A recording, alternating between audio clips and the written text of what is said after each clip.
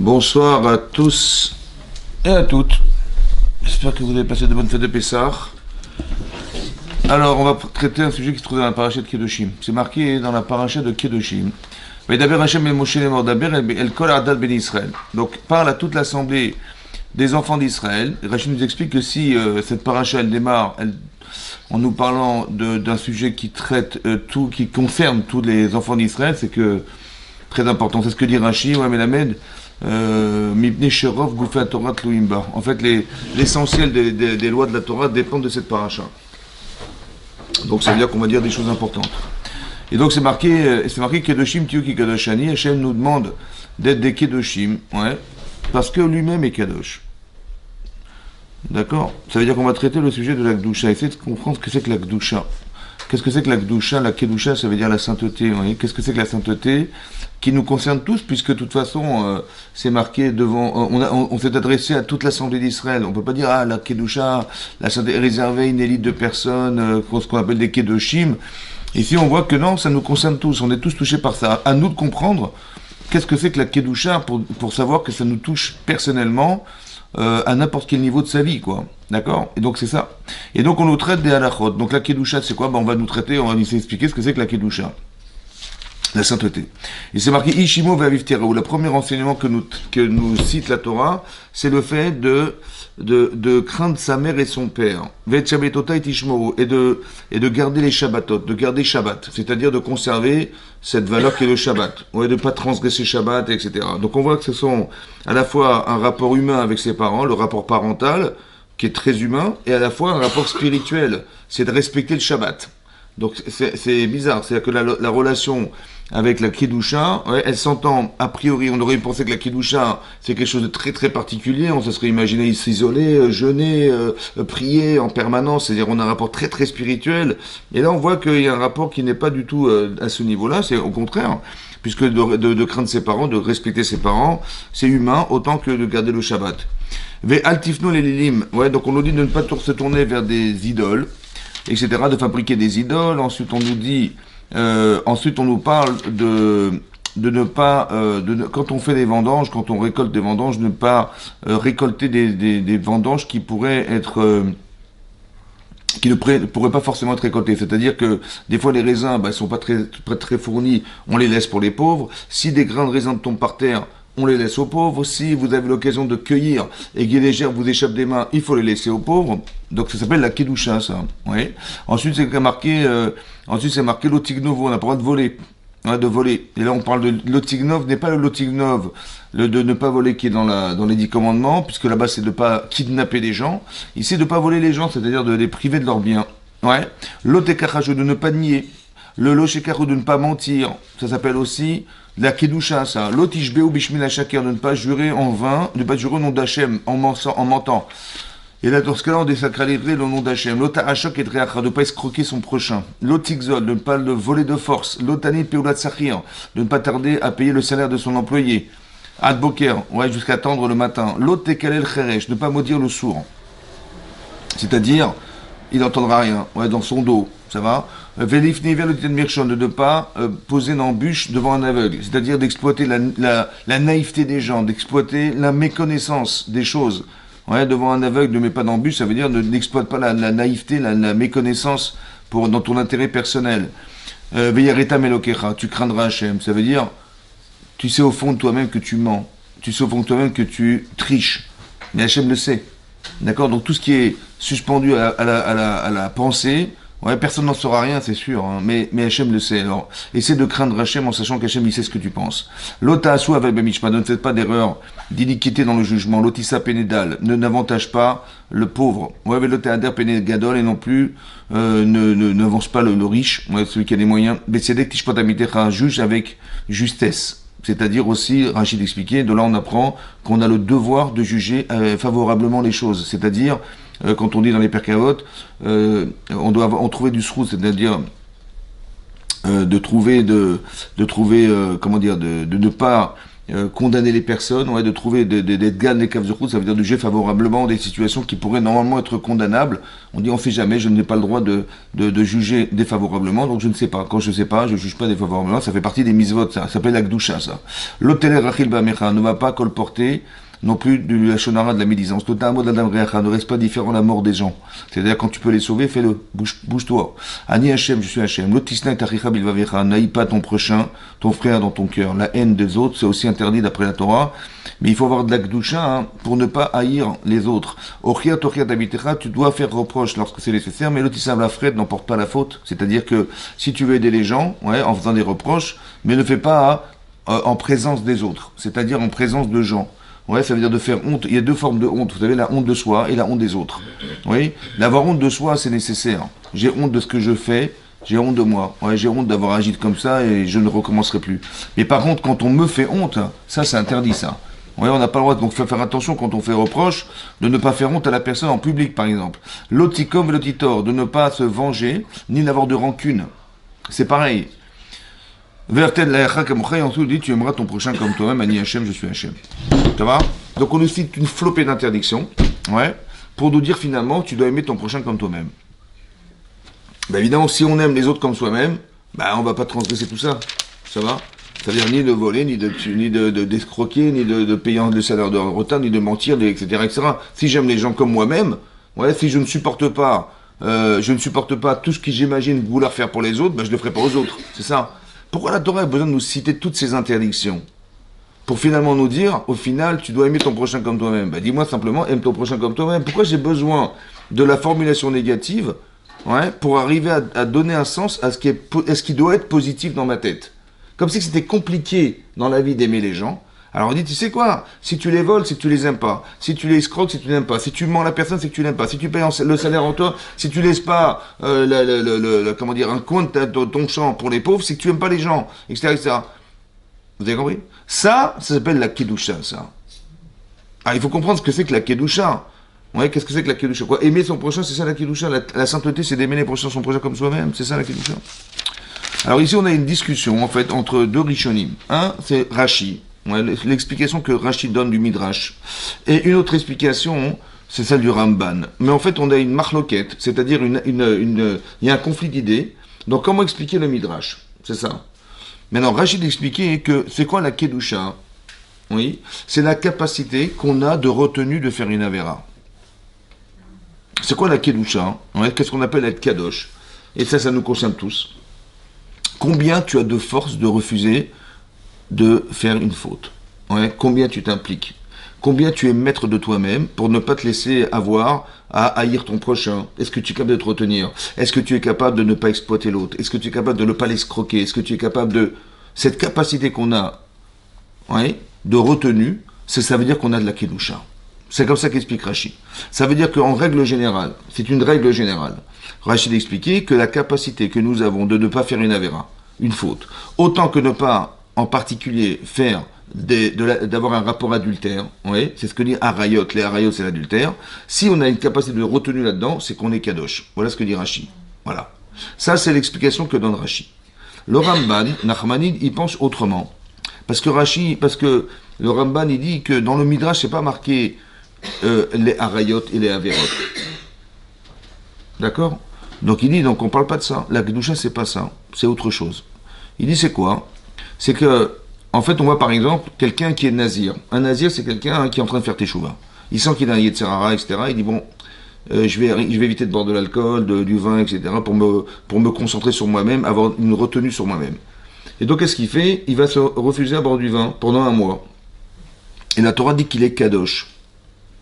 Alors, le Ramban d'expliquer que c'est quoi la kedusha? C'est comme ça. De boire du vin, c'est permis. De manger, c'est permis. De boire, c'est permis. Il y a plein de choses qu'on peut se permettre de faire. Mais jusqu'à quand et combien? Ça va? Ça veut dire que tu peux boire de l'alcool, mais si tu bois trop, tu vas t'enivrer. Si tu manges trop, tu vas devenir un glouton. Il y a des comportements qu'on doit avoir. La kedusha, explique le Ramban, ça serait le bon sens de trouver la limite de ce qui nous est permis de faire. Combien tu peux te permettre de faire? Ouais, quand on dit Kadesh Atzmecha Bemutar Lecha, sanctifie-toi Kadesh Atzmecha Bemutar Lecha, dans ce qui t'est permis, ça veut dire trouve les bonnes limites. Les bonnes limites, c'est-à-dire, tu veux boire, ok, mais trouve la bonne limite. Tu vois bien qu'à un moment donné, tu peux pas. Ouais. De savoir quelles sont les limites que je dois respecter pour ne pas enfreindre ma propre limite, ça s'appelle la kedusha. C'est ce qu'on appelle la sainteté. Ça veut dire qu'il y a une autre façon de voir la sainteté qui est la cohérence. Combien tu es cohérent dans ton attitude. Ouais. Voilà. Tu peux te comporter mal, ben, tu vois bien que ça se fait pas. Alors tu vas te retenir de faire. Mais on n'est pas dans la avera. On n'est pas dans ce qui est interdit de faire, mais dans ce qui t'est permis de faire. Combien tu te permets? Ça va? Par exemple, on va faire un kidouche. Ouais. Combien on met de bouteilles de bouchin? Ça va? Dans les synagogues. Ça va? Vous voyez ce que je veux dire? Vous voyez ce que je veux dire? Ben, les gens, ils arrivent après, slalom, alechem, shalom. Ils font du slalom en sortant de la synagogue. Et après, ils ne reviennent pas. Kadesh atzmecha bemutanecha. Ça veut dire, sanctifie-toi dans ce que tu peux. Ça va? C'est ça la limite. Trouve des limites. Accepte. Oh, mais c'est la simcha. Il n'y a pas de problème. Mais tu sais combien c'est difficile après de soutenir 5 verres de boucha? Ouais. Kadesh asmecha, sanctifie-toi. Le Rambam explique c'est ça la kedusha. Soyez kadosh parce que je suis kadosh. Comme si Hachem, il savait mettre une limite. Et d'après Rashi, c'est d'avoir cette capacité de retenue. Maintenant dit Hachem, soyez kadosh parce que je le suis. Bon, est-ce qu'Hachem il a un problème de Yitzhara? Non. Est-ce qu'il a des désirs qu'il a du mal à contrôler? Alors ça veut dire quoi? Soyez kadosh, mais Hachem il n'a pas de problème, lui. Mais nous on a des problèmes. Comment tu vas te retenir? C'est dur de se retenir, c'est difficile. Hachem dit, bah, si tu veux qu'on se retrouve, sois kadosh. Vous voyez, comme c'est qu'on avait un devoir, soit d'après Rachid, d'être capable de maîtriser ça, soit d'après le Rambam, de trouver ses propres limites, parce que c'est ça qu'Hachem il est. Si tu veux retrouver Hachem, tu veux t'accompagner d'Hachem, tu veux savoir que tu es avec Hachem, il faut que tu aies de la Kedusha. Parce qu'il est kadosh. Vous avez compris?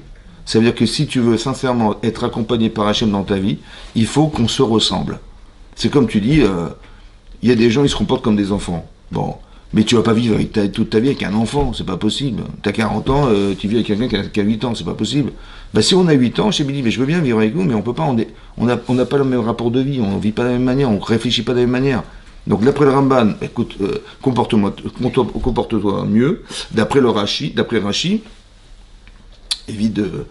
Si tu peux avoir un peu de morale dans ta vie, on pourra se ressembler, ça va? Ça veut dire que l'accompagnement qu'Hachem il peut avoir avec nous, parce qu'il est kadosh, c'est d'avoir cette capacité de se retenir. Ouais. Comment? J'ai pas compris la différence entre Rashi et Hachem Yazor. Non, j'explique. La différence, elle est comme ça. D'après Rashi, c'est de se retenir de transgresser la Torah. Okay. D'après le Ramban, c'est de trouver dans ce qui est permis jusqu'où je me permets de faire des choses. C'est pas pareil. Tu as compris? Ça veut dire que jusqu'où tu peux... C'est pas interdit, hein, tu peux boire de l'alcool, il n'y a pas de problème. Tu peux boire du vin, tu peux boire du whisky, tu peux boire... Combien? Il faut savoir mettre la limite. Donc, sois cohérent.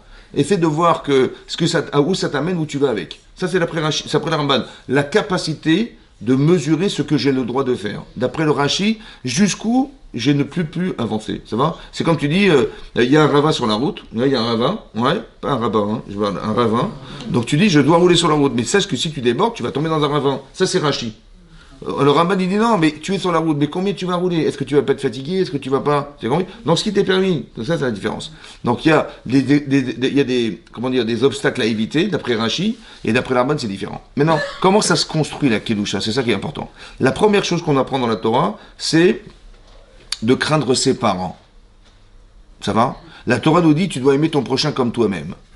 Vous voyez, c'est ça. Ça commence par, tu dois honorer tes parents, tu dois craindre tes parents. Et la deuxième chose, c'est, respecte le Shabbat. Voilà ce qui est marqué. Ça, c'est en introduction de la Kedusha. La Kedusha. Comment ça se comprend, tout ça? Alors, en fait, on nous parle de respecter ses parents. La première chose qu'on nous apprend, pour avoir de la Kedusha, ouais, avant d'imaginer, il ne faut pas voler, il ne faut pas tuer, il ne faut pas je sais pas quoi, on nous dit respecte tes parents, crains ta mère et ton père, oui, et aussi honore ton père et ta mère. À l'inverse, oui, de ce que tu dois craindre, tu dois respecter. À l'inverse, c'est-à-dire tu dois respecter ton père parce que tu le crains. Et tu dois craindre ta mère parce que tu la respectes. Voilà. Là, quand on parle de crainte, évidemment, on ne parle pas de l'avoir peur de sa mère. La crainte, je pense que la crainte, c'est d'avoir peur parce que je respecte ma mère, d'avoir peur de mal agir, d'avoir peur de la décevoir. Vous avez compris?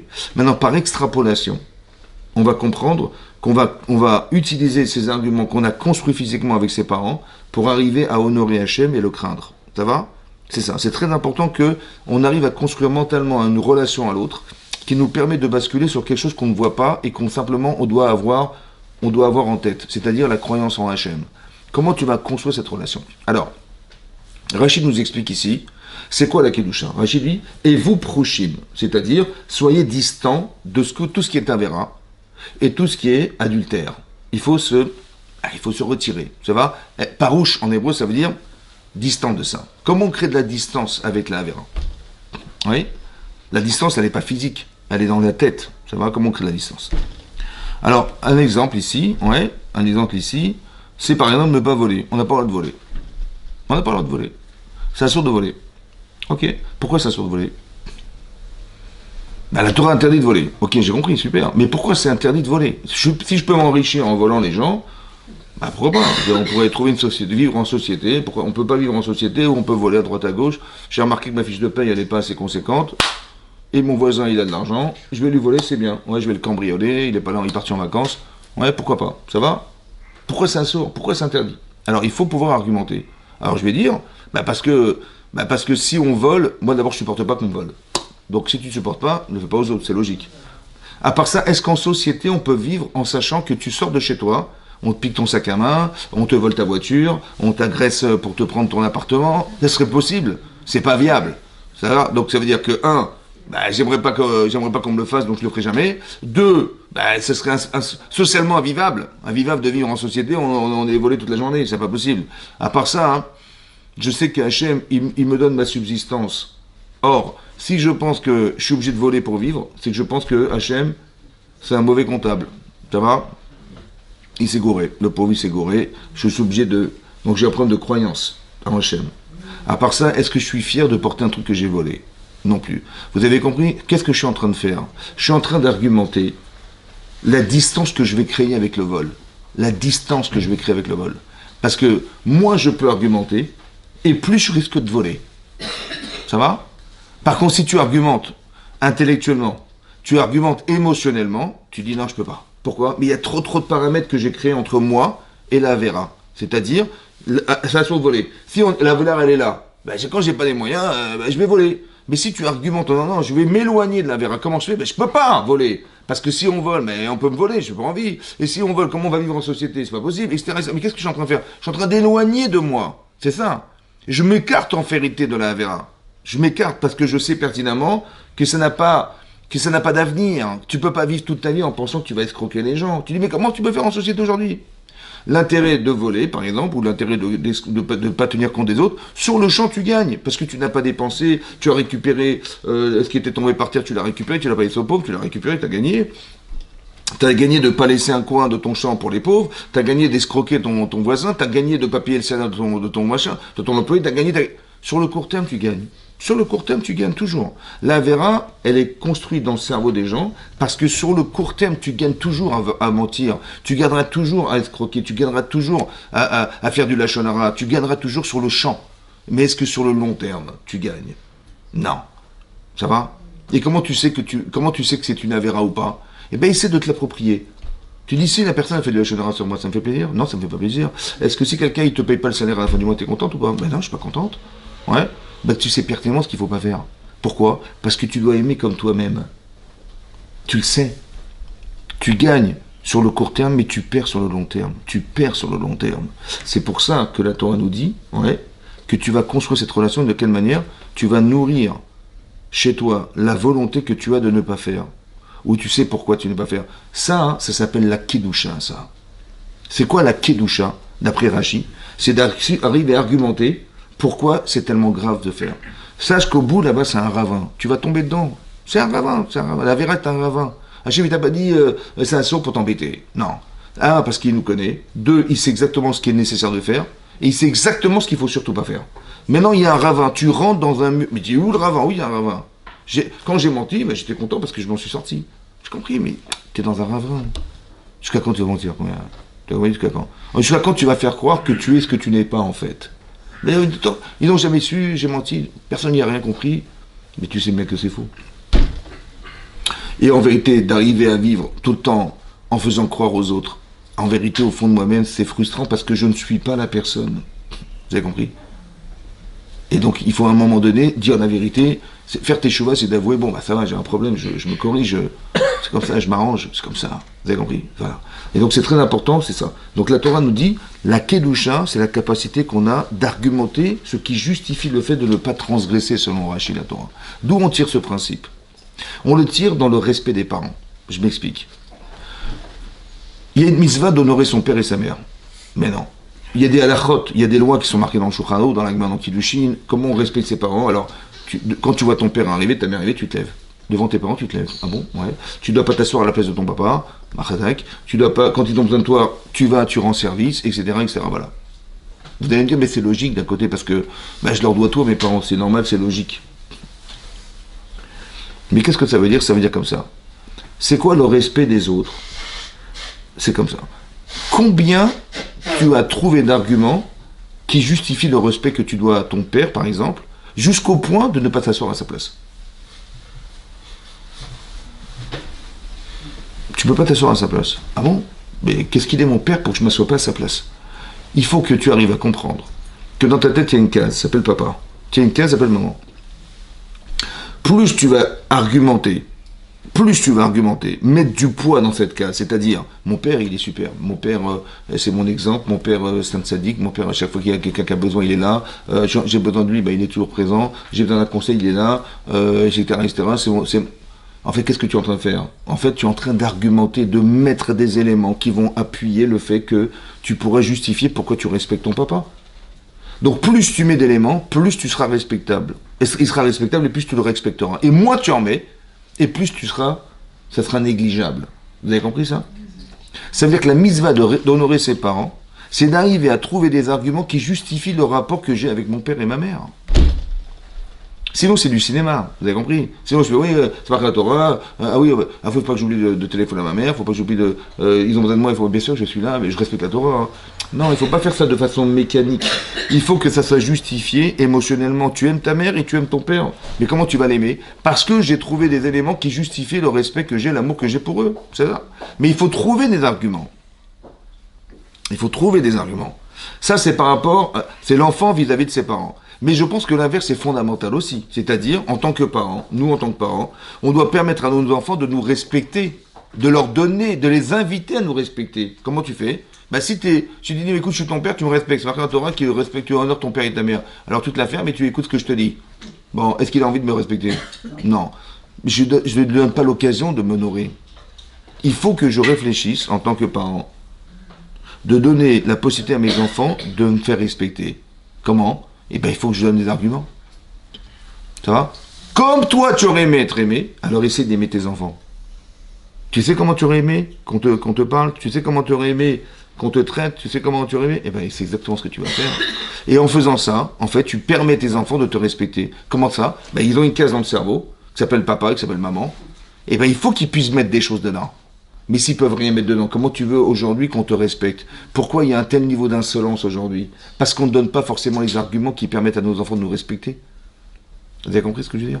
Et donc il faut absolument, c'est fondamental ça. Ça s'appelle Kibud Avaim, honorer ses parents. Si tu sais faire avec ça, avec tes parents, avec ton père et ta mère, tu sais faire ça avec ton père et ta mère, alors pourquoi tu peux pas le faire avec ton voisin, avec tes amis, avec des gens? Bien sûr tu peux. Ça veut dire que de trouver des choses qui justifient le fait de respecter la personne.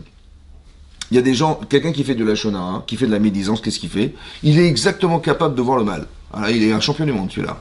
Mais quand tu dis, mais qu'est-ce que tu vois de bien chez les gens? Du bien, de quoi tu parles? Où du bien? C'est des gens, en fait, pourquoi ils sont comme ça? Parce qu'en fait, ils n'ont jamais forcément fait Kibud Avaim, ils n'ont jamais honoré leurs parents. C'est-à-dire, cette gymnastique de trouver le bien chez les gens. Vous avez compris ça? C'est pour ça qu'ils sont tout le temps critiques. C'est toujours des gens qui broient du noir. C'est des gens qui sont tout le temps en train de dire du mal des autres, etc. Parce qu'ils ne sont pas capables de voir le bien. Ils ne sont pas capables de juger favorablement la personne. Par exemple, tu dis, mais regarde ce qu'il a fait, machin. Mais qu'est-ce que t'en sais? T'en sais rien du tout, alors qu'est-ce que tu parles? Je dis, mais attends, mais c'est évident que... Oh, c'est peut-être logique, mais c'est pas forcément vrai. De quel droit tu te permets de juger les personnes? De les condamner? Parce que juger, on juge tout, on juge. Mais condamner, c'est autre chose. Juger, c'est d'analyser. Mais pourquoi tu condamnes? Tu n'en sais rien, tais-toi, ça va? Ou alors, si c'est vrai, validez. Non, mais tu viens me raconter des salades. Il n'y a pas de problème, mais ça me sert à quoi? À quoi ça m'a servi d'avoir entendu des choses sur les autres? Rien. Et toi non plus, juste que tu t'es soulagé en te disant, moi je suis pas comme ça. C'est quoi la différence entre juger et condamner, s'il vous plaît? Ben, juger, c'est tu analyses. T'as le droit d'analyser, t'es pas idiot, tu analyses. Seulement, est-ce que tu condamnes? Tu dis, ah, mais si c'est comme ça, c'est forcément, l'analyse m'amène à penser qu'il est coupable. Pas forcément. Tu vois? Tu dis, mais pourquoi tu me juges? Mais je te juge, c'est normal, je te juge, mais je t'ai pas condamné. Ça voyez la différence? Quand je juge une situation, je l'analyse. Ok, mais j'ai le droit d'analyser les choses. Je suis pas naïf. Seulement après, est-ce que tu condamnes? C'est autre chose. Je condamne pas les gens. Je dis, bon, si même je pense ça, je dis, ben, je vais t'aider. Si j'avais raison, tant mieux. Et si j'avais eu tort, eh ben, excuse-moi, je me suis trompé. Mais je ne condamne pas les gens. Vous avez compris la différence? Comme j'aurais pas aimé qu'on me condamne non plus, et c'est ça. Hein. Tu dois aimer ton prochain comme toi-même. Ça veut dire essayer de comprendre ce principe-là. Oui? C'est ce que la Gemara, en fait, dans Kiddushin a dit là-bas. Il y a une Gemara dans Shabbat, pardon. La Gemara dans Shabbat d'Aflamed Aleph, elle dit là-bas qu'il y a un converti qui voulait se convertir au judaïsme. Et il est venu voir Hillel. Et il a dit, voilà, je voudrais me convertir au judaïsme, j'ai pas beaucoup de temps, je suis sur un pied, est-ce que vous pouvez m'expliquer de ta Torah? Il a dit, Maché Sanecha, ce que tu supportes pas, Lecha Vrecha Lotavid, ne fais pas à ton prochain. Ça, c'est le Klal Gadol Batorah, c'est la règle de la Torah. Et tout le reste, c'est que des explications de ce principe. Voilà ce qu'il a dit. Il a dit, ce que tu ne supportes pas, ne fais pas aux autres. Maintenant, il a négativé, Hillel, ce que la Torah positive. La Torah dit, tu aimeras ton prochain comme toi-même. Elle n'a pas dit... Pourquoi il a négativé Hillel Azaken, ce que la Torah positive? Il avait qu'à dire, comme Rabbi Akiva il a dit, comme Rabbi Akiva, tu aimeras ton prochain comme toi-même. Ça, c'est le Klal Gadol, c'est la grande règle de la Torah. Pourquoi il a dit l'inverse? Il a dit, ce que tu ne supportes pas, ne fais pas aux autres. L'explication qu'on peut donner, c'est la suivante. En fait, je ne sais pas ce que veut dire aimer. Aimer comme moi-même, c'est ce que demande le Ramban. Le Ramban, il pose cette question, il dit, mais comment tu peux aimer comme toi-même? C'est impossible. Donc c'est dur de mesurer combien tu dois aimer les gens. Par contre, tu sais ce que tu supportes pas. Ouais. Donc si tu sais ce que tu supportes pas, tu sais ce que tu aurais voulu que soit. Ça, tu veux pas, ça.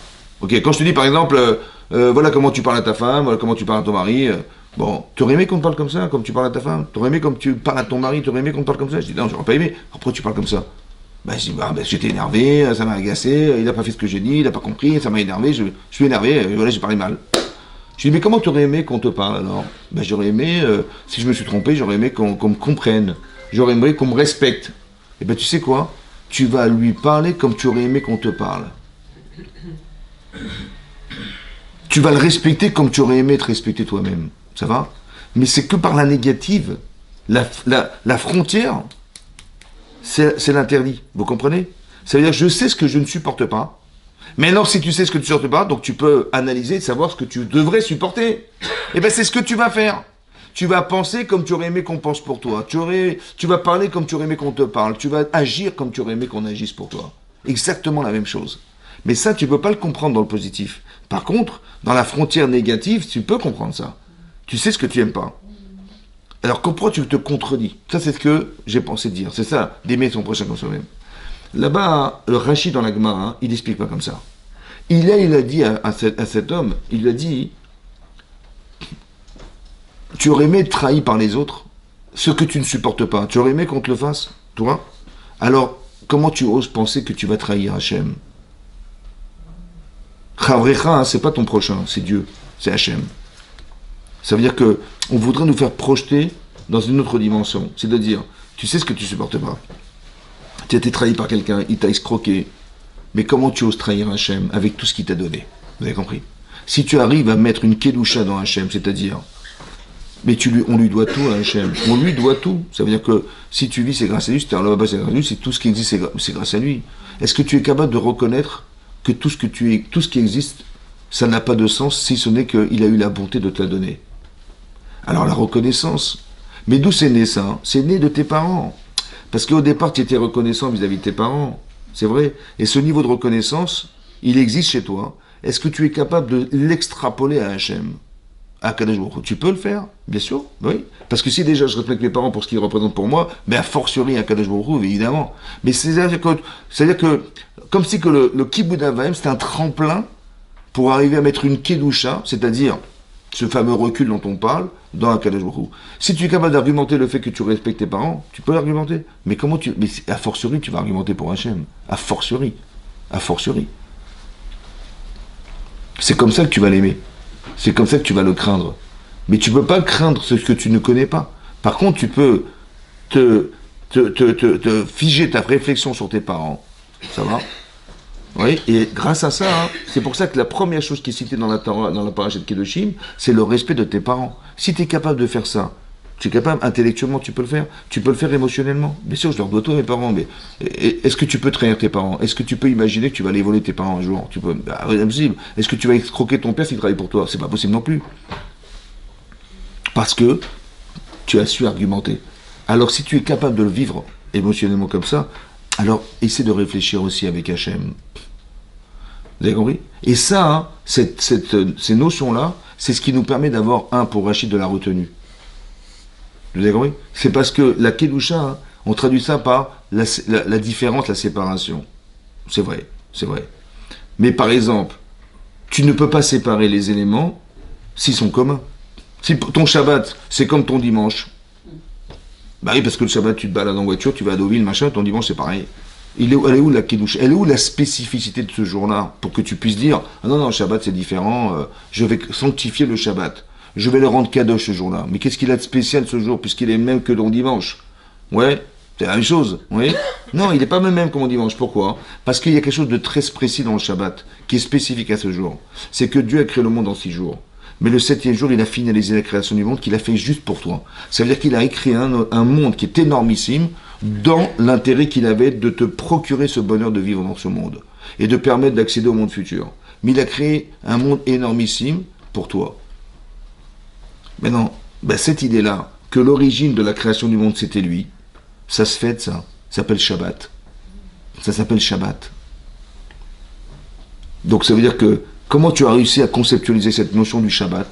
Parce qu'au départ, tu as reconnu que ton père et ta mère, ils t'ont donné beaucoup. Ça va? Maintenant que tu as su le faire physiquement avec tes parents, alors peut-être tu peux intellectuellement l'intégrer dans le Shabbat.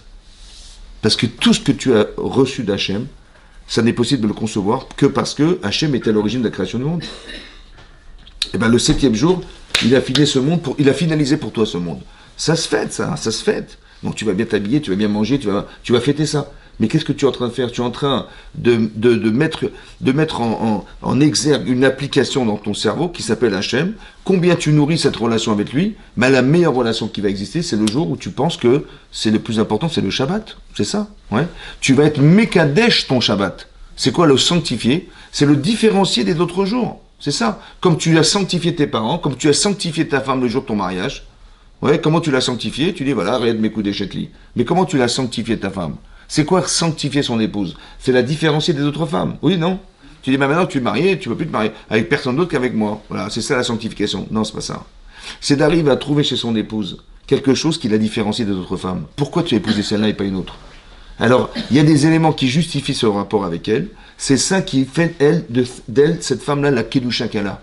Ariat m'écoute des chatlis. Ça veut dire que j'ai trouvé en toi des éléments qui justifient le fait que tu sois ma femme, que j'ai pas trouvé ailleurs. C'est ça ta spécificité. De la même manière que le Shabbat c'est spécial, c'est pas ni dimanche, ni mercredi, ni vendredi, c'est spécial. Et bien ce jour-là, il est spécial. Cette femme, elle m'est spéciale. Je l'ai sanctifiée, ça veut dire qu'elle a quelque chose d'original que je retrouve en elle et j'ai envie de la séparer des autres femmes. J'ai envie de l'épouser. C'est ça être Mekadesh. Vous avez compris ça? C'est ça la Kedusha. La Kedusha, c'est d'arriver à argumenter. Oui, c'est ça. C'est pour ça que quand on est sous la choupa, on donne à son épouse quelque chose qui nous lie en fait, qui s'appelle l'alliance, qui nous lie, parce que je veux me lier d'alliance avec cette femme, parce que je la trouve spéciale. Elle est spéciale, pour ça que je l'ai épousée, non? C'est ça sa Kedusha en fait. Il y a une case qui s'appelle ma femme, qu'est-ce qu'il y a dedans? Mais si tu sais argumenter, tu la respecteras, sinon tu ne respecteras personne. Ça va? C'est-à-dire que les écarts qui existent dans les couples, en fait, pourquoi ils sont graves? Parce qu'on n'a pas su argumenter. Bien compris? On n'a pas su argumenter. Combien tu mets de poids à ton mari? Combien tu mets de poids à ta femme? Combien? Réfléchis, argumente. Ça va? C'est ça. C'est ça la faute de Chava. C'est quoi la faute de Chava? Elle a proposé à son mari de mourir avec elle. Mais elle avait manqué de respecter son mari. C'est pour ça que la Gemara dit dans Shabbat qu'une femme, elle doit prélever la chala. Quel rapport avec la chala? Oui? Alors Rachid expliquait là-bas. Rachid expliquait dans la Gemara, il dit comme ça. Parce que qu'est-ce que c'est que la chala? Tu as une pâte, tu prélèves un morceau de pâte que tu vas donner au Kohen. Donc il y a une kedusha. Maintenant qu'on est impur, alors malheureusement, on ne peut pas la donner au Kohen et on est obligé de la brûler. Parce qu'on est impur, donc on rend impur cette challah, on ne peut pas la manger. On la brûle. Ok. Mais elle a une kedusha. La preuve, c'est que tu la brûles. Donc il y a une kedusha. Mais non, pourquoi la challah? Alors Rachid expliquait, parce que Hachem, quand il a créé l'être humain au départ, il a prélevé de la terre, il a prélevé de l'eau, il a prélevé de l'air, il a prélevé du feu. Et avec ces 4 composants, il a créé le corps humain. Ça veut dire que son mari, c'était la challah du monde. Ah bah oui. Donc, et elle n'a pas respecté cette challah-là. Cette challah-là. Vous avez compris? C'est pour ça que Hachem il a dit, bah, dorénavant, pour arriver à corriger ce problème de relationnel que tu as avec ton épouse, avec ton mari, pardon, tu vas prélever la challah. Mais la challah n'est que le moyen de respecter ce qui est à l'origine de la création. Vous avez compris ce que je veux dire? C'est très intéressant de comprendre qu'il y a ce rapport de mitzvah qu'on doit pouvoir mettre en avant pour expliquer la relation qu'on a à l'autre. La kedusha, c'est ça. Ça veut dire que de la même manière que j'ai un devoir d'aller chercher chez mon père qu'est-ce qui justifie le rapport que j'ai avec lui et de respect, mais avec ma mère, c'est plus facile, ouais, parce qu'elle me respecte, elle me parle. Alors aussi pareil, avec mon épouse c'est pareil, avec mon voisin c'est pareil, avec mon ami c'est pareil, avec les gens c'est pareil. Elle cherche des arguments. C'est difficile parce que c'est contre nature des fois. Mais essaie de trouver des arguments qui justifient le respect que tu as des autres. C'est ça. Ça s'appelle la kedusha. Et si tu arrives à le faire, bah, tu as tout gagné, c'est comme ça. Oui. Et tous les conflits qu'on voit, en vérité, dans la Torah, etc., c'est toujours ce problème de conflit. Regardez, c'est intéressant parce que, après qu'on ait dit, tu aimeras ton prochain comme toi-même, c'est ça, le dernier verset, le verset qui va suite, c'est quoi? C'est marqué, être kotai tishmoru, aimer le lois irrationnel, vous les conserverez. Les animaux qui n'ont rien à voir avec tu vas prendre un bœuf avec un âne, ça marche pas, t'as pas le droit de mélanger ces animaux. Et ça déralotisera qu'il a non plus de mélanger dans ton champ de la vigne avec du blé. Ouais. Et aussi, Begad qu'il aime la tishatnez dans Yale Alecha, et ni non plus de mélanger deux matières qui sont incompatibles, qui s'appellent le lin et la laine. Ça s'appelle shahatnez. On n'a pas le droit de mélanger deux choses qui n'ont rien à voir. Tu ne peux pas prendre un âne, vous avez compris pourquoi? Parce qu'un bœuf, c'est puissant, mais l'âne, il n'est pas puissant. Donc en fait, il va se fatiguer, le bœuf, à traîner quelqu'un qui n'est pas adapté à pouvoir tirer avec lui des choses. Autant que je n'ai pas le droit de mélanger la vigne et le blé. Autant que je n'ai pas le droit de mélanger le lin et la laine. Le vigne et la vigne. Tu as des champs de vigne et tu ne mets pas du blé au milieu pour que ça pousse. Ça s'interdit ça. Autant que le lin et la laine. Là-bas, le Gaon de Vina, il explique pourquoi le lin et la laine. Pourquoi le lin et la laine. Parce que le lin, c'est une plante et la laine, c'est animal. Et lui, il explique pourquoi c'est interdit de mettre ces deux éléments ensemble. Parce que Adam, Arishon et Chava, ils ont eu 2 enfants. 1 et 2. Non, 1, c'était Caïn, et 2, c'était Abel. Maintenant, qu'est-ce qu'il faisait Caïn? Il était quoi? C'était quoi son métier? Agriculteur. La terre. Et Abel, berger, Chazak. Et il était berger chez Caïn. Non, je rigole. Il était berger. Maintenant, vous avez vu que les animaux, c'était Evel. Et, comment il s'appelle? Et Caïn, c'était la terre. Ça veut dire que le lin, ça vient de Caïn, et la laine, ça vient de Evel. Est-ce qu'ils se sont entendus tous les deux? Non. Alors on n'a pas le droit de mélanger ces deux trucs. C'est comme ça qu'il dit le Gaon. Le Issur Shahatnes, il est venu de là. Du fait qu'il y avait, ils se sont pas conciliés les deux. Alors qu'ils étaient frères de nature, frères. Qu'est-ce qu'il... Hein? C'est un choc. Mais lui, il explique, c'est toujours un choc, mais il explique qu'on peut comprendre que le fait qu'on n'ait pas trouvé cette fraternité qui devrait nous lier en tant que frères, ça n'a pas permis de pouvoir porter ses vêtements de lin et de laine. On peut dire que si il marqué... on ne se respecte pas, oui. Si par exemple un mari ne respecte ou une femme ne respecte pas son mari, oui. Il ne respecte pas Hachem. Exactement ça. Parce que la Kedoshim, parce que je suis Kadosh. Si tu veux retrouver la Kedusha avec Hachem, il faut d'abord retrouver la Kedusha qui justifie la relation à l'autre. C'est très important. C'est pour ça que la haine gratuite, elle a détruit le temple. Ah oui. Vous avez compris? Parce que la haine gratuite, c'est que je ne supporte pas l'autre. Mais si tu ne supportes pas l'autre, tu ne me supportes pas. Puisque je suis le lien entre vous deux. Vous avez compris ce que c'est? C'est extraordinaire. C'est pour ça que ça peut détruire le temple, ça peut détruire toutes les choses qui brisent des relations entre l'un et l'autre. Comme ici Caïn et Evel. Qu'est-ce qu'il a dit Hachem à Caïn et Evel? À Caïn, pardon, il a dit, quand il a vu que Hachem, il a accordé le korban de Evel, mais pas de Caïn, il s'est mis en colère. Caïn, il s'est mis en colère et il est devenu blême. Hachem lui dit, écoute, im tetiv seet. Si tu t'améliores, je te pardonne. Vim no tetiv. Si tu t'améliores pas, attention, la pétard à la porte, chatat rovetz. La faute est tapis. C'est-à-dire, dans ton cœur, il y a de la haine. Il y a de la jalousie et de la haine. Ouais.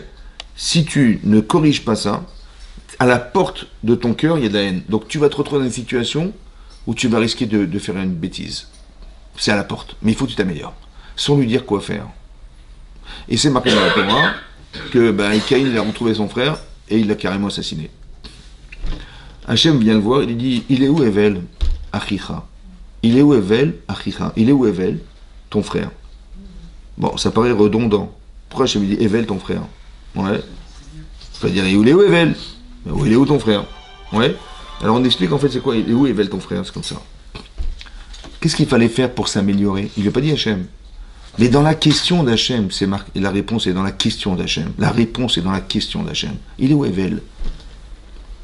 Il est où Evel chez toi? Il est où Evel chez toi? C'est-à-dire, tu aurais dû respecter Evel. Tu respectes tes parents. Respecte Evel, c'est-à-dire, toi tu t'appelles Caïn. Bon, il s'appelle pas Caïn, il s'appelle Evel. Est-ce qu'il n'y a pas quelque chose qui vous différencie? Déjà le nom. Mais s'il est différent, t'es pas curieux de savoir qui est ton frère? Il s'appelle Evel. Qu'est-ce qu'il a de spécifique? La Kedusha.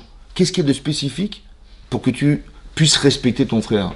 Est-ce que tu as cherché à savoir qui était vraiment Evel? Si tu l'avais trouvé, si tu avais réfléchi, si tu avais démontré, tu vois bien que là tu l'as tué. Mais en vérité, c'est ton frère. C'est-à-dire, le jour de ton mariage, s'il n'est pas là, c'est une catastrophe. Mais là, tu l'as tué. Mais parce qu'en vérité, pourquoi tu l'as tué? Parce qu'en fait, il me dérange. Il n'a pas le poids qu'il devrait avoir, parce que quand il est là, Hachem, il refuse mon korban, ça va pas. Il me refuse mon sacrifice. Mais s'il n'était pas là, j'aurais pas eu de problème. Ça va? Ce rapport, c'est un rapport d'enfant, en fait. Vous avez vu? Le rapport de l'enfant, c'est-à-dire, pourquoi, en fait, dès qu'on est deux à la maison, c'est la guerre. Parce que mon frère, il prend ma place, parce que mon frère, il me prend mes parents, parce que mon frère, il prend mon espace, parce que mon frère, il me prend ma tétine, parce que mon frère, il me prend mes jouets, parce que mon frère... Ouais, c'est un truc, là, qui s'y fout, là, là. Et donc, je vais éliminer celui qui... Mais égoïstement, en vérité, je l'élimine. Égoïstement, je l'élimine. Mais essaie de donner du poids à ton frère. Il s'appelle Evel. Il a un nom. Essaie de lui donner un nom. Et si tu lui donnes un nom, tu ne pourras pas le tuer parce que tu vois bien qu'il est différent et tu as besoin de cette différence. C'est ça qui t'a manqué. Tu as manqué de t'améliorer en donnant un nom à ton frère. Mais non, ok, bon, tu n'es pas psychologue. Mais il est Achicha. Elle est où la fraternité chez toi? Vous avez compris? Il est où Evel Achicha? Elle est où la fraternité chez toi qui t'aurait empêché de le tuer? Vous avez compris? Cette fraternité, elle se cultive. Elle se réfléchit. C'est pas ton voisin, c'est pas ton ami, c'est ton frère. Donc cette fraternité, normalement, elle devrait vous souder tous les deux. Mais si vous étiez soudés, tu l'aurais jamais tué. Il est où Evel Achicha? C'est ce que lui a dit Hachem. Vous avez compris? Ça veut dire que Hachem, quand il lui a posé la question, en fait, c'est une réponse. Il a dit, tu aurais dû, en fait, définir qui était ton frère. Et tu l'aurais jamais tué. Vous avez compris? Et si tu avais même pas su le définir, mais tu avais su qu'il était ton frère, s'il y avait de la fraternité chez toi, tu aurais jamais osé faire une chose comme ça. Ça va? C'est ça. Tu aurais dû l'aimer comme toi-même. C'est-à-dire, toi, tu sais te définir, a priori, tu aurais dû le définir. Et a priori, tu t'aimes toi-même, puisque il y a un lien, évidemment, fraternel avec soi-même. Alors, tu aurais dû développer cette fraternité avec ton frère. Et si tu l'avais fait, tu n'aurais jamais tué ton frère. C'est ça. Ce qu'on est en train d'expliquer, ça, c'est ce qu'on appelle la Kedusha. C'est ça, la Kedusha. La Kedusha, c'est d'avoir soit du bon sens, selon ce qu'explique le Ramban, ouais, trouver des limites dans la cohérence, soit ça veut dire que tu dois savoir qu'il faut construire des valeurs. Il faut nourrir des valeurs chez toi. Et si tu nourris des valeurs, tu ne pourras pas te permettre de faire n'importe quoi de ta vie. Ça va? Les valeurs, ça veut dire des valeurs humaines. Et c'est ça qu'on appelle la Shechina. C'est ça qu'on appelle la Kedusha. Vous avez compris? Il y a un Sefer Torah derrière moi, il est Kadosh. Pourquoi il est spécial, ce Sefer Torah? Parce qu'il y a un message divin à l'intérieur. Parce que la Torah est infinie. Parce qu'en fait, je ne sais même pas comment on peut accepter la Torah, puisque nous-mêmes, nous sommes finis. On a un cerveau qui ne peut pas absorber autant de connaissances, c'est impossible. Alors comment Hachem me dit, accepte la Torah? Mais de toute façon, c'est pas adapté. C'est pour ça que l'étude de la Torah, c'est un miracle. L'absorption de la Torah, c'est un miracle. Si vous retenez de la Torah, c'est miraculeux, parce qu'on n'a pas accès à ça. Il faut que tu l'acceptes. Tu acceptes la Torah, miraculeusement, tu retiens la Torah. On te demande d'accepter l'impossible. C'est impossible. Comme ça, tu vas faire rentrer un éléphant dans une serrure de... C'est impossible, ça ne rentrera jamais. C'est vrai, tu as raison. C'est un cadeau. La Torah, c'est un cadeau, c'est un S. Mais il faut accepter l'idée que c'est possible. Ça va? Et ça, c'est la Kabbalah. Et c'est ça qu'il faut. La Kedusha, c'est ça. Voilà. La capacité qu'on a de mettre une distance qui permet d'avoir de la résistance. Le respect des choses, le respect des éléments, c'est ça. Donc on n'est pas du tout dans du mystique, vous avez compris? Quand on dit Kedoshim Tiyu, ça nous concerne tous. On ne peut pas, vous voyez, on peut pas négliger le fait que on a tous ces valeurs, c'est comme ça. C'est comme dans un couple, c'est pareil. Quand on dit, c'est très intéressant parce que la Gemara explique dans Sota Daf Yud Zayin que il y a un Yud et un He dans l'homme et la femme, c'est la Shekhinah. Mais Yud et He, ça fait 15. Très intéressant de savoir que quand Hachem il a dit à Noach de faire l'arche de Noé, vous savez combien elle mesurait l'arche de Noé? De long. Elle faisait 300 amot, 300 coudées. Elle faisait 50 coudées de large et 30 coudées de hauteur. Mais non, 50 par 300, ça fait 15 000. Mais 15 000, c'est 15 fois 1000. Mais 15, c'est Yudke, c'est le nom de Dieu. 30, c'est 2 fois 15. Ça veut dire qu'on est en train d'expliquer, tu sais quoi, si Hachem était là, tu n'aurais jamais fait on n'aurait pas détruit le monde. Si Hachem avait été présent, quand Hachem il dit à Noach, tu vas fabriquer l'arche de Noé, ça veut dire, il dit, mais il faut mettre du Hachem dans nos vies. Il faut mettre du Yudke, le Yud et le He, le fameux Yud et le He. Vous avez compris? C'est pareil. Combien de jours il a. Les eaux, elles sont montées combien de jours de sous terre? 150 jours. 15 fois 100. Vous avez vu? À chaque fois, il y a ce 15 fois 100. Il y a ce 15 fois 1000. Toujours on trouve le Yud He, le nom de Dieu. Pourquoi? Parce que c'est ça qui nous avait manqué. Il nous avait manqué, vous avez compris? Il nous avait manqué en fait la présence divine, il nous avait manqué quelque chose. Pourquoi ne pas associer ça? C'est ça. Kedoshim Tiyu ki kadoshani, soyez kadosh parce que je le suis, dit Hachem. On voudrait tellement associer Hachem dans nos vies. Vous voyez? C'est ça ce qu'on appelle l'Ahirat Shamaim. C'est quoi la crainte d'Hachem? C'est d'associer Akadosh Baruch Hu dans nos vies en permanence. Il t'arrive un truc, réfléchis-le avec l'exercice qui est le tien de savoir que c'est Mina Shamaim. Il t'est arrivé un truc, Mina Shamaim.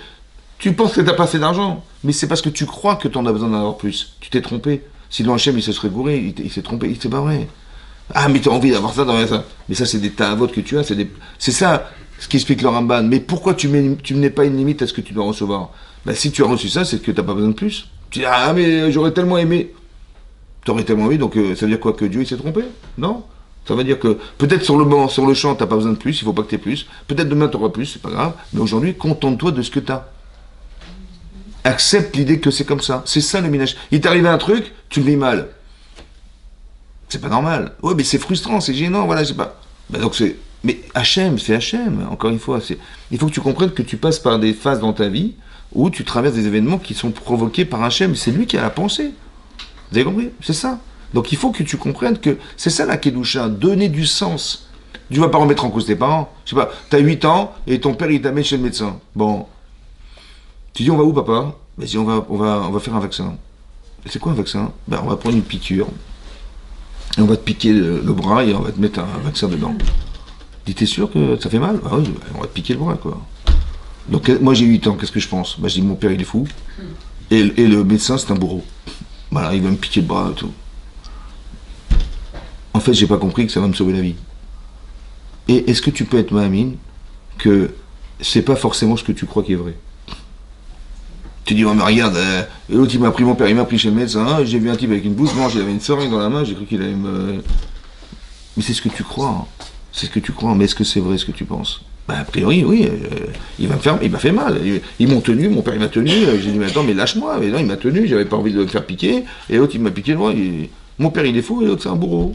Mais non, ce vaccin il va te sauver, il va t'éviter d'avoir la polio, il va t'éviter d'avoir des maladies. Vous avez compris? C'est pareil, en vérité, il faut juste accepter. Soit tu comprends ce qui t'arrive, et tu dis, mais Amidasham, ou soit tu ne comprends rien, mais tu es ma'amine, tu es croyant. Et tu sais qu'en vérité, tout ça c'est réfléchi dans le sens de ce que tu devrais vivre, et pas dans le sens de ce qui te dérange. Vous avez compris? On soit adulte, c'est-à-dire c'est quoi un adulte? C'est de comprendre que j'ai pas forcément tout compris. Quand j'ai compris, tant mieux. Ouais, quand mon père il m'a dit il va faire un vaccin, je dis ouais, ben, bien sûr. Et à quoi ça sert? Ben, oui, tu vas te vacciner, ça va t'éviter. Il m'a dit ben, bien sûr, on y va tout de suite. Je suis adulte, je suis responsable, je comprends ce qui m'arrive. Ou je comprends rien. Mais si tu comprends pas, c'est pas grave. Parce que tu vas traverser quelque chose qui est forcément dans ton intérêt personnel. Sois un ma'amine que c'est comme ça. Quand Hachem pose la question à Caïn, mais pourquoi tu t'énerves? Pourquoi tu es blême? Pourquoi? Je dis, bah, comment ça, parce que tu m'as refusé mon corban, le bon. Pourquoi je suis vexé? Parce que tu m'as fait honte devant mon frère. Mais pourquoi tu as cru que c'était ça que je voulais faire? Mais oui. Pourquoi tu as cru? Donne du poids à Hachem. Rends-le intelligent. Rends-le intelligent. Hachem, il est intelligent. Oui, il a créé le monde, donc il n'est pas idiot. Ah, mais là, comme j'ai vécu ça, il est intelligent. Il est intelligent, on ne sait même pas combien. Ça va? Donc rends-le intelligent. Et si tu le rends intelligent, bah, tu verras que ça doit avoir un sens. Bah, j'accepte. C'est exactement l'épreuve qu'Abraham il a de faire la Kéda. À un moment donné, il faut le rendre intelligent. Bah oui, bah, j'ai pas compris ce qui m'est arrivé. Abraham, il n'a pas compris ce qui est arrivé. Mais il va pas dire, ah, parce que j'ai pas compris, donc je vais pas le faire. Mais non, si tu fais pas, hein, c'est que l'Israël il a gagné. Il t'a convaincu qu'il fallait pas faire. Alors écoute, laisse-moi tranquille, j'ai pas compris, hein. Mais si Dieu il m'a demandé, c'est qu'il y a une logique. Laisse-moi accepter sa logique. Laisse-moi être ma'amin b'Hachem. Laisse-moi croire en Dieu. Laisse-moi. Donne du poids à Hachem au point où quand tu comprends pas, tu dis, mais j'accepte quand même. Mais pour arriver à faire ça, il faut que la case s'appelle Akadosh Baruch Hu dans ta tête, elle soit remplie. Pour que tu dises, bah, tu saches que des fois tu comprends pas, mais ça fait partie de ta émouna. Des fois tu comprends, tant mieux, merci Hachem. Ou quand il t'est arrivé un chose, tu es reconnaissante de ce qui t'arrive ou tu es reconnaissant de ce qui t'arrive dans ta vie. C'est très important. La reconnaissance est important. Et ben c'est comme ça qu'on nourrit une relation. Ben, avec tes parents c'est pareil. Tu peux pas renier tes parents, d'accord? Ben, parce que si tu es là, c'est parce qu'ils ont décidé que tu vives un jour. Hein, c'est comme ça. Tu es reconnaissant? Et ben c'est pareil avec Hachem, c'est pareil. Nourrir cette relation, ça permet d'avoir de la kedusha ou du bon sens. Oui, la kedusha, c'est-à-dire, tu viens à la tfila, quand tu as un problème, bah, tu demandes à Hachem. Comme tu demandes à tes parents, j'ai un problème, je m'adresse à mon père ou ma mère, c'est comme ça. Bah, tu as un manque, bah, tu restes à Hachem. Mais en vérité, c'est même fait exprès. Il a fait exprès à Kadosh Baruch Hu qu'on ait des manques, juste pour qu'on lui téléphone. C'est tout. C'est tout. C'est-à-dire que tellement il a envie qu'on l'appelle, etc., ouais, qu'il fait des choses des fois qui ne paraissent pas normales, mais c'est juste parce qu'il a envie qu'on crée cette relation, ouais, parce qu'il est Kadosh et nous aussi on l'est. Alors on veut cette relation, on veut qu'elle existe. Il faut qu'elle existe. Alors Hachem, il crée des fois des manques parce qu'on a manqué de lui téléphoner. Vous avez compris? C'est comme je vous avais expliqué qu'on avait la Emouna qui nous a suffi pour sortir de Mitzrayim, c'est vrai, mais elle ne nous a pas suffi pour recevoir la Torah. Alors il faut qu'on arrive à un niveau d'Emouna qui nous permet d'accepter la Torah. Qu'est-ce qu'il fait Hachem? Il envoie Paro. Et là tu paniques. Tu vois, ah, mais qu'est-ce qui m'arrive? Là, je vois Paro arriver, mais je vois pas son pharaon, je vois l'ange de l'Égypte qui vient nous attaquer. C'est-à-dire le représentant de l'Égypte qui vient nous attaquer. Waouh, c'est plus grave que ce que je croyais. Et je crie vers Hachem, je dis, s'en supplie, sauve-moi. Et la mer s'ouvre et je traverse la mer et après on est arrivé, Vayamin ou Bachem, on a cru en Dieu et en son. Le Midrash explique que pourquoi Hachem il a envoyé Paro. Tu sais pourquoi? C'est pour que tu l'appelles. Ça veut dire que l'objectif, c'est d'atteindre un niveau de proximité. Maintenant, comment il fait Hachem? Il t'envoie Pharaon. Le but, c'est pas de se débarrasser de ce qu'il t'a envoyé, puisque sinon il ne t'aurait jamais envoyé. Tu dis, ah, il m'arrive ça, débarrasse-moi de Pharaon. Non, la Emouna, c'est de savoir que si Hachem il a envoyé Pharaon, c'est juste pour que tu arrives à un niveau de proximité. Maintenant que tu l'as appelé, il va t'ouvrir la mer Rouge. Et quand tu vas ouvrir la mer Rouge, tu vas paniquer, tu vas rentrer dans la mer Rouge, tu dis, mais ils vont me rattraper, et Hachem il va les noyer, et tu verras ça, tu diras, merci, tu vas faire la Shira. Ça va? Mais ça veut dire que, pourquoi il a fait ça Hachem? Mais pour que tu arrives au niveau qu'il espérait que tu atteignes, parce que maintenant il faut recevoir la Torah, c'est comme ça. Ben, ce niveau-là, il faut l'avoir. Alors Hachem il le crée de cette manière. Ça va? Et il le crée comme ça. Ça veut dire qu'il y a aussi une logique à comprendre, comment Hachem il procède. Mais il ne le fait pas dans l'intérêt de te faire peur. Il est dans l'intérêt de que les manques que tu vas avoir, oui, ils vont exercer chez toi la capacité à démontrer qu'Hachem, il est avec toi, mais à 100%. C'est-à-dire que l'ouverture de la mer Rouge, on n'a aucune chance de s'en sortir. Aucune chance. Ça veut dire que devant toi, tu as les Égyptiens qui arrivent, derrière toi, tu as la mer, à droite à gauche, tu as le désert. Zéro chance de t'en sortir. Des fois, Hachem, il crée des situations où tu as zéro chance. Tu sais pourquoi? Parce qu'il veut te démontrer qu'il est avec toi à 100%. Pas que tu vas faire 50%, il va faire le reste. Et toi, tu crois que tu as fait 90%, en fait, tu penses que... En fait, tu dis, mais j'ai fait 50%, dit, non, en fait, il a fait 100%. Mais comment tu vas le savoir qu'il a fait 100%? Je vois bien que c'est pas vrai. Je me débrouille tout seul, machin. En fait, il a fait 100%. Mais en vérité, tu crois que tu as fait 50%. Quand est-ce que tu vas savoir qu'il est à 100% avec toi? Nous, on croit dans la situation qui est la nôtre en Égypte, on croit qu'on est foutu. Vous avez compris? Et c'est là qu'il va te démontrer, dans le désespoir, entre guillemets, que tu as de ne jamais pouvoir réagir. Ouais. C'est pour ça qu'il y a un gros Yetzerara à ce moment-là. C'est parce qu'il veut te faire croire que tu es foutu, le Yetzerara. Et c'est exactement l'inverse. C'est-à-dire que quand tu peux rien faire, ne dis pas je suis foutu. Parce que Dieu existe. Ça n'existe pas. Tu es foutu. Ça n'existe pas. Donc quand tu ne peux rien faire, merci Hachem de me faire savoir que tu vas tout faire. À l'inverse de ce que nous on croit. Nous on attrape des ulcères à l'estomac, vous savez pourquoi? Parce qu'on ne peut rien faire. Alors on dit mais comment on va faire? Et c'est pas possible, et on va faire, et on se rend malade. Mais c'est parce qu'on n'a pas mis de poids avec Hachem. Il n'y a pas de poids chez lui. Alors on dit on est foutu. Ah, ça, voilà, par où arrive, mais c'est dommage. Il aurait fallu que tu crois en Dieu suffisamment pour que tu lui fasses confiance. Et que tu dises, écoute j'ai compris, je te laisse faire. C'est incroyable. Ça va? Mais ça veut dire qu'il faut nourrir cette relation avec Hachem. Il faut mettre du poids dans Hachem. Tu as compris? C'est ça. Et ça prend du temps, mais déjà que tu reconnaisses le privilège qu'on a d'être juif, le privilège qu'on a d'avoir reçu la Torah, le privilège qu'on a d'avoir été choisi. Hachem, il dit, je vous ai choisi. Ouais. Rachid nous ramène ici dans la parashat Acharemot aussi pareil. Ouais. Il dit que le peuple juif, il a été... on dit le même langage qu'on dit à sa femme, ouais. Arrête Mekoudeshet li, tu es Mekoudeshet, le clan Israël a été sanctifié par Hachem. Vous imaginez ce que ça veut dire? Ça veut dire qu'on est comme sa femme ou comme ses enfants, c'est pareil. Ça veut dire qu'il y a une relation très très puissante avec Hachem. Donc quand Hachem il crée des situations, ouais, c'est pour nous arriver à nourrir cette conscience qu'on n'a pas forcément au départ. L'épreuve n'a pas d'objectif de nous faire tomber, elle a l'objectif de nous faire grandir. Un nes en hébreu, c'est un miracle. Mais nes, l'hypnosis, ça veut dire élever. On veut nous élever. Il faut le réfléchir, comment Hachem il va procéder pour me faire grandir. Pas comment il va m'écrouler. Vous avez compris? Quand on a peur de ce qui nous arrive, c'est qu'on dit, on est en train de flancher. C'est exactement l'inverse. Oui, inverse. Ça veut dire que pour arriver des fois à avoir conscience du bonheur que j'ai, imaginez-vous, on n'avait pas prié. On n'aurait jamais vu la mer Rouge. Imaginez-vous, on aurait refusé de rentrer dans le désert. On n'aurait jamais vu la manne. On n'aurait jamais vu le prix depuis le Myriam. Je dis non, il me dit rentrez, suivez-moi dans le désert. Où ça? Dans le désert. On va pas rentrer dans le désert.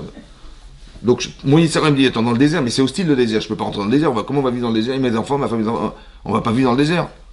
Sois ma mine. Et quand tu crois en Dieu, tu vas voir qu'il va tomber de la manne. Ah bon? Et tu vas voir il va avoir un puits qui va te suivre. Et tu vas voir qu'il y a une colonne de nuée qui va t'ouvrir. Mais j'aurais jamais imaginé un truc pareil. Vous avez compris? Je le vois comme j'ai nourri cette relation avec Hachem et ça me permet, ouais, d'avoir confiance en lui et de dire, si c'est le bon Dieu qui m'a dit ça, j'y vais. Ouais.